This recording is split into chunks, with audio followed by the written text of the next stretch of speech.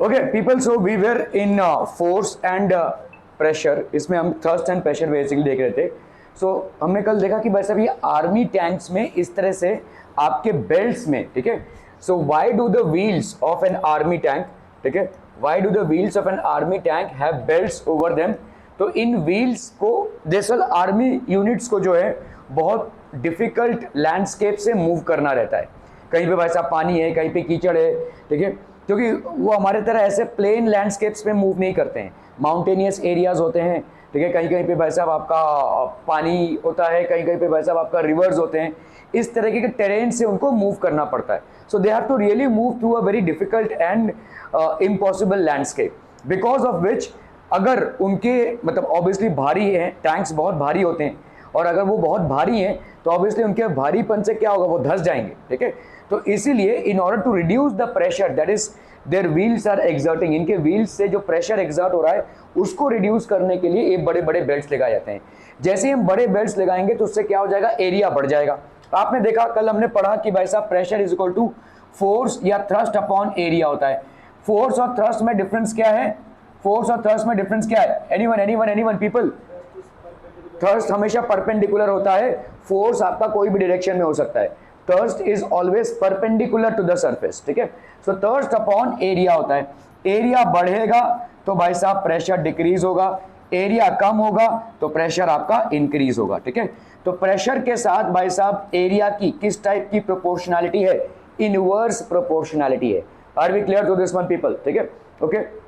सो इससे क्या हो जाएगा भाई साहब, देयर मोर एरिया, ठीक है, ये बेल्ट्स को लगाने का मतलब क्या होता है, more area and hence less pressure and easy to glide, ठीक है, ठीक है। Tank should not sink, tank भाई साहब सिंक नहीं होगा, ठीक है। आप कभी रेत पे चलते हैं, रेत पे तो कैसा डिफिकल्ट होता है मूव करना है कि इजी होता है? अगर मैं बोलूं रेत पर दौड़ के दिखाओ तो would it be difficult for you or would it be easy? Difficult क्या होता है आपके साथ, पैर धंस जाता है, ठीक है। पैर क्यों धंस जाता है, क्योंकि वैसा वो जमीन ठोस नहीं है। तो आपके पैर से अगर प्रेशर पड़ेगा तो आपका पैर अंदर चला जाएगा, फिर बाहर निकालो उसको फोर्स से, फिर ऐसे ऐसे चलते जाओ, तो आपका स्पीड बहुत कम हो जाता है, ठीक है। जो आपके कैमल्स होते हैं उनके साथ ऐसा नहीं होता है। वाई? डेजर्ट में कैमल्स मूव करते हैं, राजस्थान वैसे एरियाज में, तो उनके पैर अगर आप देखोगे तो उनके पैर का एरिया बहुत बड़ा होता है, ठीक है। देखो आपका जो पैर है उसका एरिया कम है, जिसके वजह से प्रेशर ज्यादा हो रहा है, जिसकी वजह से आप क्या हो रहे हो, रेत में धंस जा रहे हो, है ना। Although you are able to move out, but since the area of your foot is less, what will happen? You will get inside the sand, ठीक है।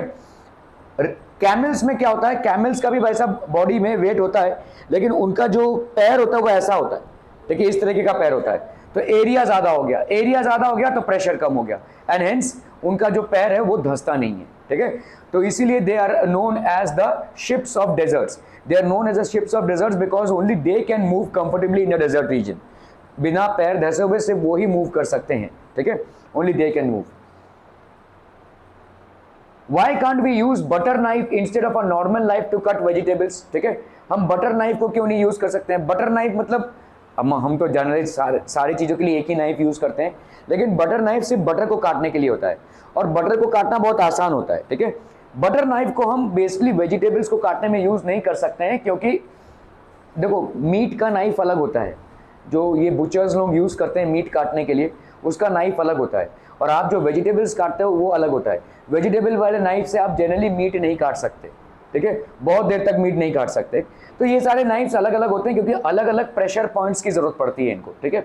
सो ये आपका नॉर्मल नाइफ है और ये आपका बटर नाइफ है। देखो this is basically butter knife, ये आपके क्रॉकरीज में आती है। देखो इस तरीके का नाइफ में ज्यादा धार होता ही नहीं है, इससे आप कुछ मतलब आप अगर हाथ पे भी इसको चलाओगे तो कुछ कटेगा नहीं, ठीक है, हार्डली आपका कुछ कटेगा, लेकिन ये वाला डेंजरस हो सकता है, करने मत जाना, मैं बोल रहा हूँ।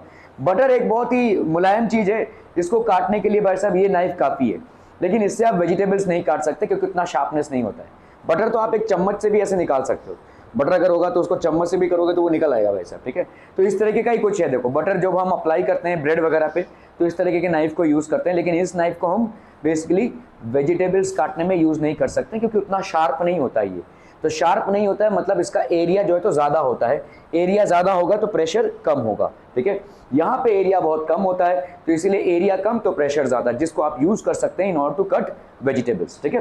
Basically you can use to cut vegetables. So butter knife भाई साहब क्या है, मोर एरिया ऑफ कॉन्टैक्ट, तो ज़्यादा एरिया ऑफ कॉन्टैक्ट है, देखो यहाँ पे एरिया ऑफ कॉन्टैक्ट ज़्यादा है, ठीक है। एरिया ऑफ कॉन्टैक्ट तो पर लेस प्रेशर, लेकिन जितना प्रेशर बटर को काटने के लिए ज़रूरत है उतना उसमें है। आपको बेसिकली नाइफ की भी जरूरत नहीं पड़ेगी, थोड़ा सा हाथ से ऐसे करोगे तो वो वैसा अलग हो जाएगा, ठीक है। तो इतना कम ही लगता है उसमें प्रेशर, ठीक है।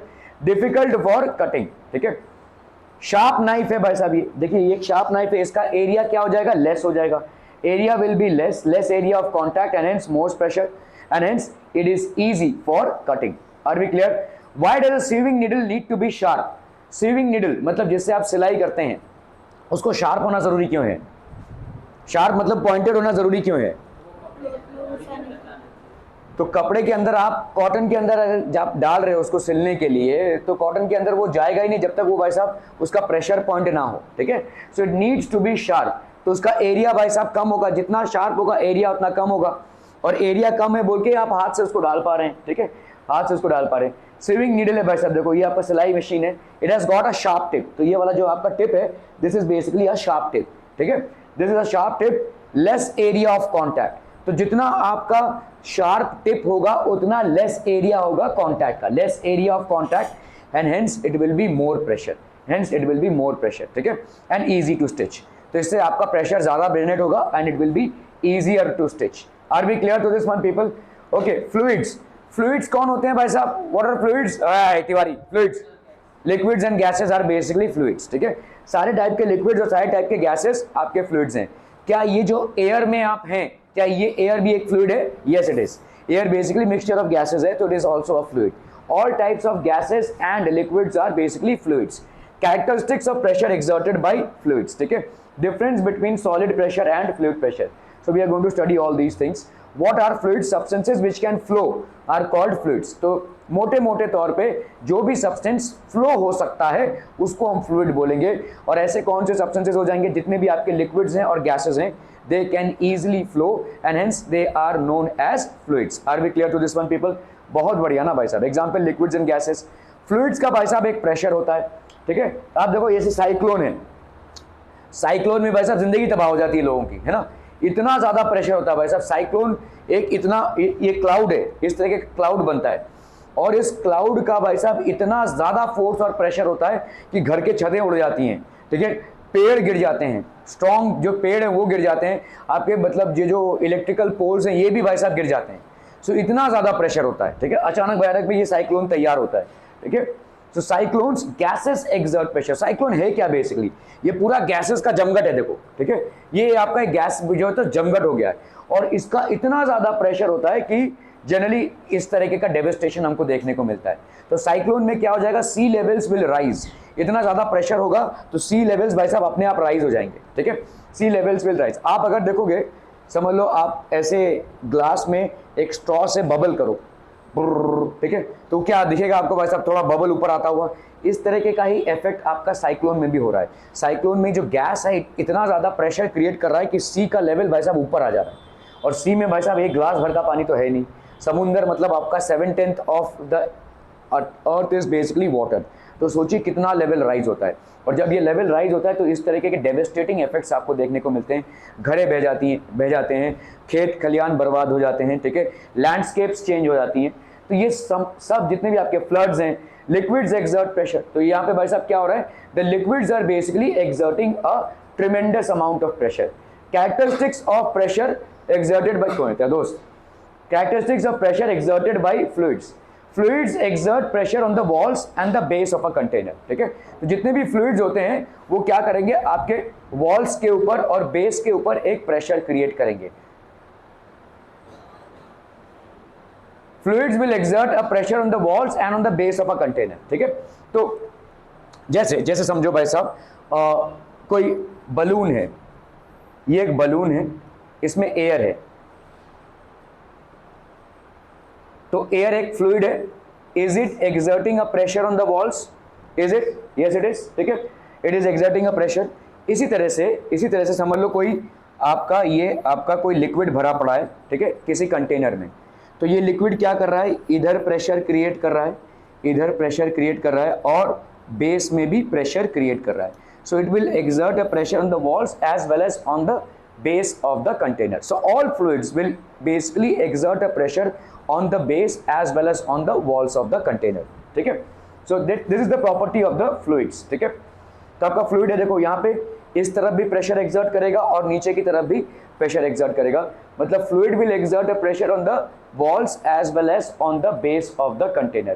Pressure exerted by the fluid is transmitted undiminished in all directions. तो जो भी प्रेशर एक्सर्ट हो रहा है वो भाई साहब अनडिमिनिश्ड सारे डायरेक्शन में क्या है,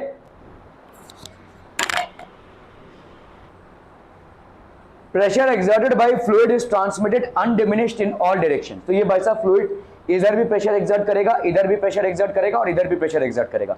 what do you mean by undiminished, मतलब ये प्रेशर भाई साहब लेस नहीं होने वाला, ठीक है, this pressure will be higher. Pressure exerted by fluid is transmitted undiminished in all directions. So सारे डायरेक्शंस में ये अनडिमिनिश्ड जाएगा, मतलब कोई इसमें नीचे ऊपर नहीं होगा, ठीक है, मतलब इधर जितना प्रेशर एक्सर्ट होगा इधर भी उतना ही प्रेशर एक्सर्ट होगा, इधर भी इतना ही प्रेशर एक्सर्ट होगा।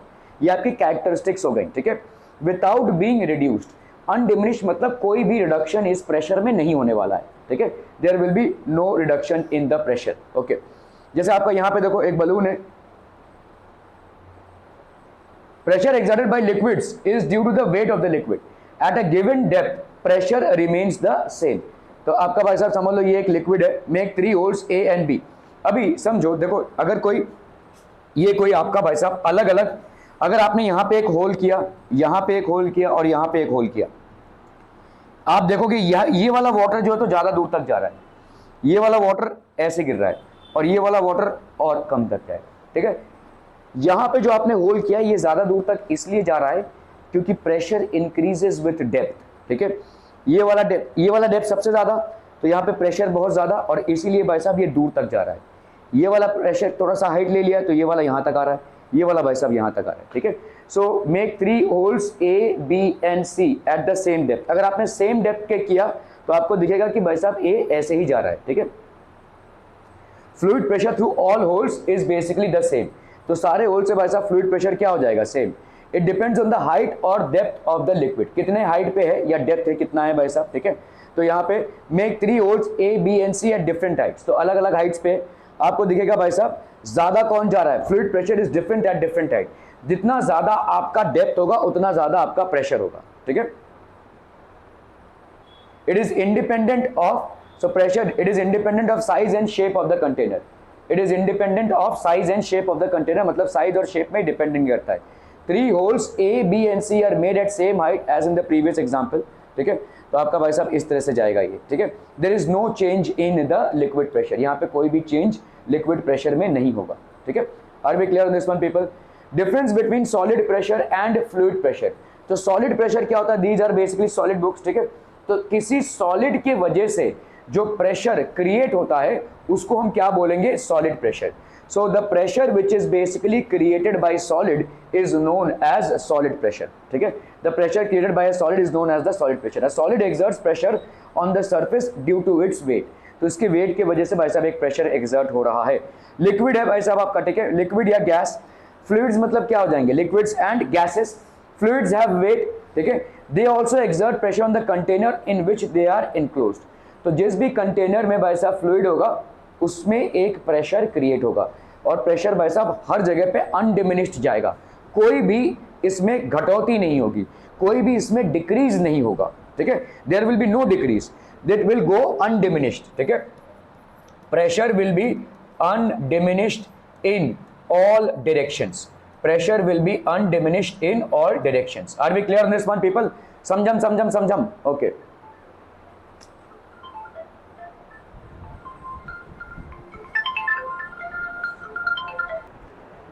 Okay people, so here we have solid, liquid and भाई साहब आपका, तो fluids have weight। देखो a solid exerts pressures on the surface। solid जो है, देखो अगर समझ लो ये एक solid है, ठीक है, ये टेबल पे रखा हुआ है, इसका प्रेशर क्या इस तरफ होगा, नहीं, इस तरफ होगा, नहीं, ऊपर होगा नहीं, सिर्फ नीचे की तरफ होगा। इसका प्रेशर सिर्फ नीचे की तरफ होगा ड्यू टू इट्स वेट। ठीक है, समझ में आ रहा है।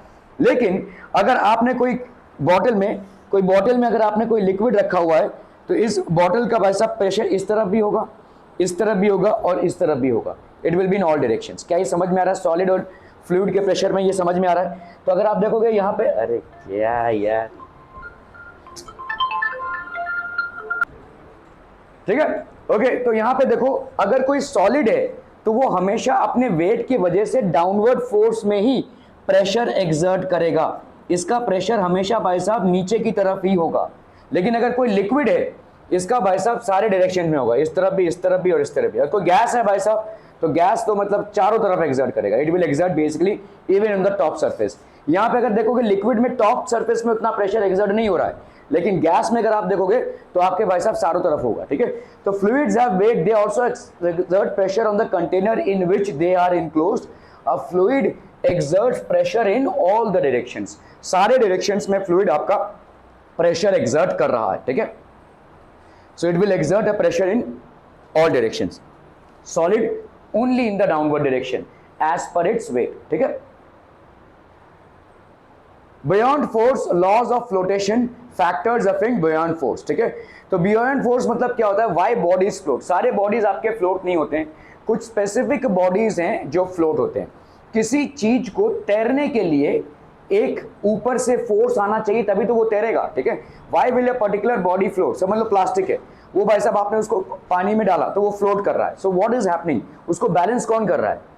कौन कर रहा है? पानी बैलेंस कर रहा है। तो इसका मतलब पानी हम सब पे एक ऊपर का फोर्स लगाता है। ठीक है, if you get inside water you will feel that force which is acting on you. ठीक है, जिन लोगों को स्विमिंग आती है वो सिर्फ इस फोर्स को यूज कर लेते हैं।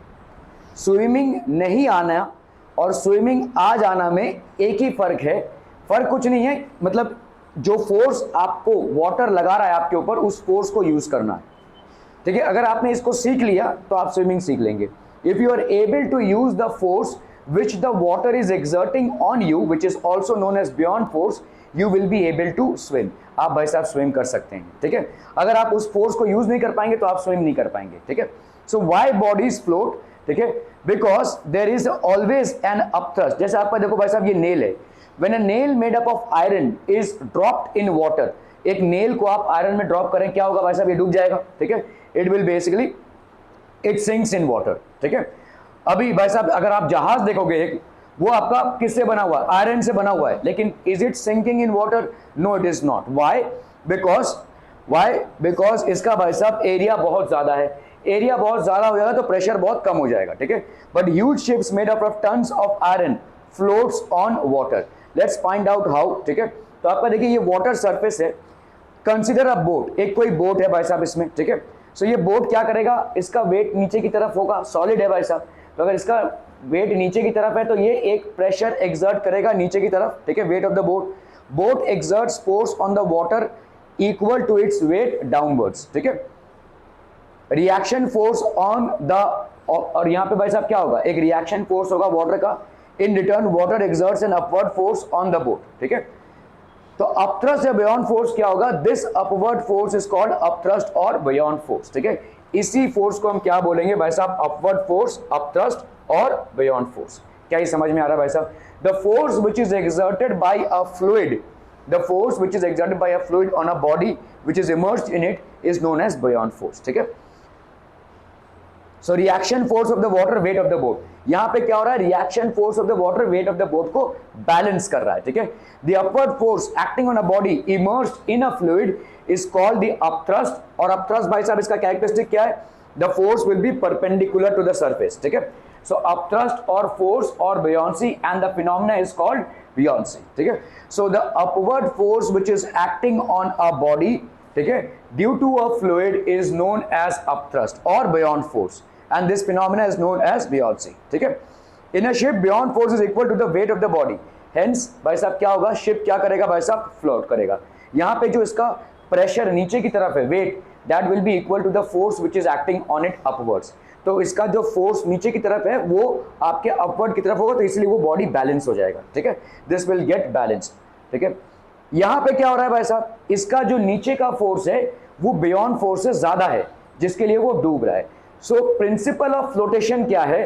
If the weight of a body is more than the upward force experienced by the body या upthrust experienced by the body या beyond force experienced by the body, then the body will sink. If the weight of the body is equal to the beyond force, then the body will float. ठीक है, समझ में आ रहा है ये? तो beyond force क्या है? Upthrust which the fluid or the liquid or the gas is exerting on the body in the upward direction. ठीक है, clear people? In iron, nail beyond force is less than the weight of the body, hence nail sinks in water. तो nail भाई साहब आपका water में sink हो जाएगा. ठीक है, beyond force भाई साहब क्या हो जाएगा? Depends on the density of the substance. जितना ज्यादा density होगा उतना ज्यादा भाई साहब, ठीक है, depends upon the density of the same.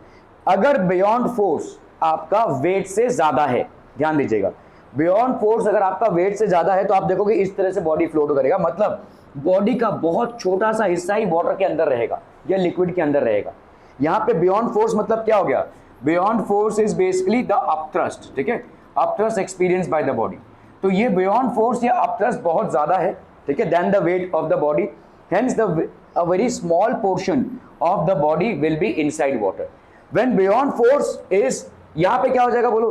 Beyond force is equal, beyond force यहाँ पे when beyond force is greater, when beyond force is greater than the weight of the body, maximum amount of the body will be above water and a very small portion of the body will be below water. ठीक है, okay.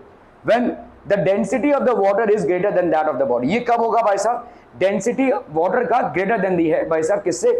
Than the body. ठीक है, then the body floats in water. ठीक है, okay. अभी यहाँ पे क्या हो रहा है देखो, beyond force, इस वाले केस में क्या हो रहा है? Beyond force is equal to weight, मतलब लगभग आधा या आधे से थोड़ा ज्यादा हिस्सा इस बॉडी का अंडर वाटर रहेगा. ठीक है, बियॉन्ड फोर्स और वेट बराबर है, सो लगभग आधा या आधे से थोड़ा ज्यादा हिस्सा आपका वाटर के अंदर रहेगा. ठीक है, beyond force is equal to weight. यहां पे हम क्या बोल सकते हैं? The beyond force is equal to the weight of the body, मतलब हम यहां पे बोल सकते हैं density of the object is almost equal to the density of water. यहां पे डेंसिटी ऑफ द ऑब्जेक्ट हम यहाँ पे बोल सकते हैं डेंसिटी ऑफ ऑब्जेक्ट, डेंसिटी को हम ऐसे लिखते हैं रो. ठीक है, is lesser than density of water for beyond force of water to be more than the weight. यहाँ पे भाई साहब ज्यादा करके बॉडी जो है तो अफ्लोट है, more portion of the body is afloat and a very less portion is under water. Clear है? Okay, when density of water is equal to that of the body, यहाँ पे क्या हो जाएगा भाई साहब? जहाँ पे बियॉन्ड फोर्स आपका क्या है? Is equal to the weight, तो हम यहाँ पे लिख सकते हैं density of object, density of object is equal to density of water.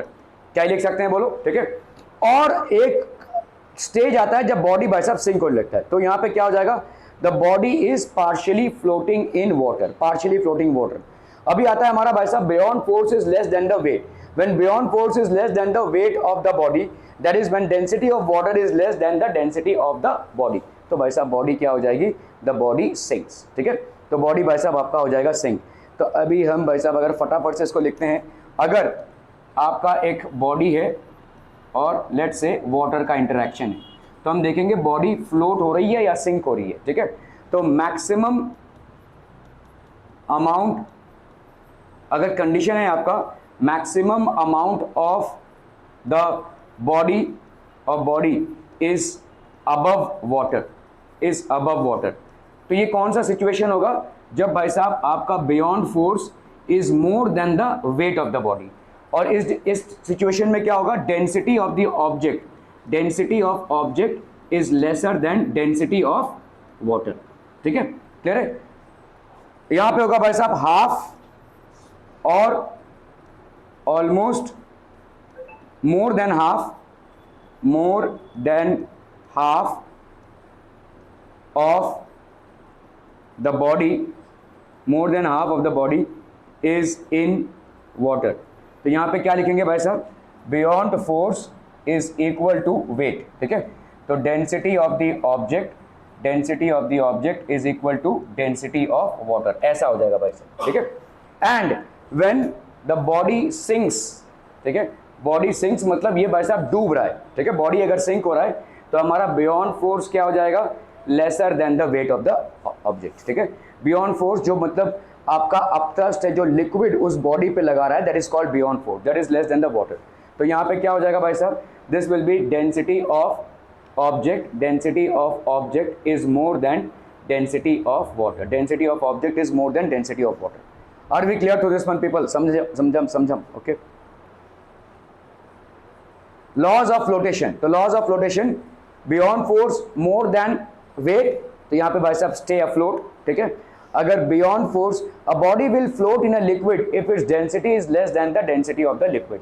अगर किसी बॉडी की डेंसिटी लिक्विड की डेंसिटी से लेस है तो वो फ्लोट करेगी. अगर कोई भी चीज लकड़ी से बनी है तो भाई साहब कितनी भी भारी भरकम क्यों ना हो वो फ्लोट करेगी. चाहे आप नाव ले लो भाई साहब, चाहे एक छोटा भी वुड का पीस ले लो, सिर्फ अगर लकड़ी से बना हुआ है तो वो फ्लोट करेगा. क्यों? क्योंकि density of would is less then density of water. ठीक है. कोई बड़ा पेड़ का लॉग है और उसको तुमने रिवर में डाल दिया तो वो फ्लोट करेगा. ठीक है. So a body will float in a liquid if its density is less than the density of the liquid. अगर density of the body is lesser than the density of water or liquid, it will float. ठीक है. तो ये वो वाली condition हो जाएगी. Buoyant force will be more than the weight, या हम बोल सकते हैं density of the object is lesser than density of water or liquid. ठीक है. सेकेंड कंडीशन पे आते हैं जब buoyant force is equal to the weight, मतलब more than half of the body is submerged. ठीक है. तो पूरा बॉडी नहीं, लेकिन more than half is basically submerged. तो यहाँ पे क्या हो जाएगा? Density of the body will be equal to the density of the fluid. A body will be in equilibrium at any submerged depth if the density of the body is equal to the density of the liquid. अगर density of the body density of the liquid के बराबर है. ठीक है. अगर BF is less than W, तो मतलब क्या हो जाएगा? Body will sink in a liquid if its density is greater than the density of the liquid. तो बॉडी भाई साहब डूब जाएगी अगर डेंसिटी उसकी greater than the density of the liquid हो गई. ठीक है. बियॉन्ड फोर्स किन किन चीजों पे भाई साहब? ये जो बियॉन्ड फोर्स है ये क्या है? Upthrust which the liquid is exerting on the solid. ठीक है. तो ये बियॉन्ड फोर्स किन किन चीजों पे भाई साहब है? आपका और 10 मिनट बाकी है. ठीक है. बियॉन्ड फोर्स किन किन चीजों पे? वॉल्यूम ऑफ द ऑब्जेक्ट, कितना उसका वॉल्यूम है. ठीक है. Because depends upon the amount of the liquid displaced. जब आप किसी चीज को पानी में डुबोते हो तो क्या पानी का लेवल ऊपर जाएगा? समझ लो भाई साहब, यहाँ पे एक कंटेनर है, let's say this is a container और पानी का लेवल यहाँ तक था. अभी हमने कोई चीज इसमें डुबोया तो क्या पानी का लेवल ऊपर जाएगा? क्यों जाएगा? हाँ नहीं, वेट की वजह से नहीं, प्रेशर की वजह से भी नहीं. वाटर उसे स्पेस दे रहा है ना भाई साहब. तो वाटर कहाँ से अपने मतलब नानी के घर से स्पेस लेकर आएगा? ठीक है. वो कहाँ से लेकर आएगा? तो उसका स्पेस अगर कोई सॉलिड ले रहा है तो इतना स्पेस तो भाई साहब वाटर का ले लिया इसने ना. तो ये वाटर कहाँ जाएगा? ये वाटर भाई साहब इससे ऊपर जाएगा. ठीक है. समझ में आ रहा है? Not because of pressure, not because of weight, not because of anything else. It is because the body is getting inside water and hence the liquid or the water level will rise. ठीक है. So volume of the object because it depends upon the amount of the liquid displace. कितना liquid भाई साहब displace हुआ है, मतलब यहाँ से यहाँ तक. ठीक है. This is the liquid displace. ठीक है. सो जैसे अगर आप देखोगे भाई साहब यहाँ पे कोई शिप है, अभी आप बताओ यहाँ पे कितना वॉल्यूम लिक्विड डिस्प्लेस होगा? अभी यहाँ पे देखो इसका है. ठीक है. This is the ship displaces more volume of water hence beyond force is more. जितना ज्यादा आपका वॉल्यूम ऑफ वाटर डिस्प्लेस होगा उतना ही ज्यादा बियॉन्ड फोर्स लगेगा. समझ में आ रहा है?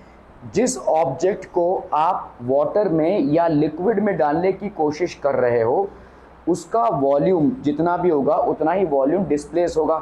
अगर वो वॉल्यूम ज़्यादा होता है तो आपका बियॉन्ड फोर्स भी ज़्यादा होगा. जितना ज़्यादा वॉल्यूम डिस्प्लेस होगा लिक्विड का उतना ही ज़्यादा बियॉन्ड फोर्स उस पर लगने वाला है. The more is the volume of the liquid displaced by a solid which is getting immersed in the liquid, the more will be the beyond force acting on it. Are we clear? So beyond force is directly proportional to the amount of the liquid that is displaced by an object. An iron nail hardly कोई volume displace करेगा, एक ship या boat बहुत ज़्यादा volume displace करेगा. ठीक है. nail displaces less volume of water and hence beyond force is less. ठीक है. volume of the object because it depends upon the amount of the liquid displaced. density of the liquid because it depends upon the weight of the liquid displaced.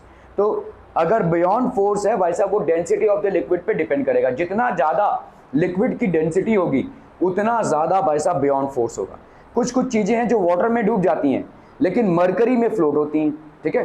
क्योंकि mercury की density बहुत ज़्यादा है, ठीक है, तो वो मरकरी में फ्लोट होंगी लेकिन वाटर में डूब जाएंगी, ठीक है।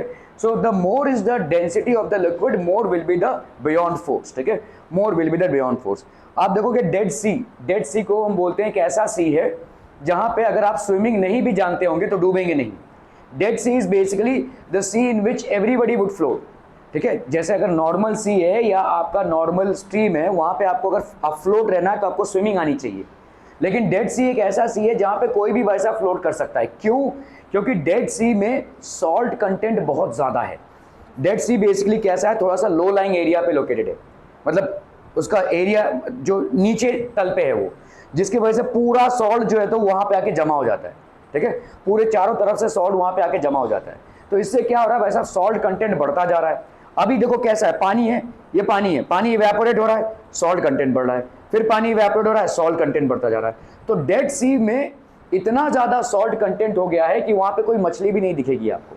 Dead Sea, that is the reason it's known as Dead Sea, because it has got such an high amount of salt content that even fishes and aquatic life cannot survive in it, ठीक है।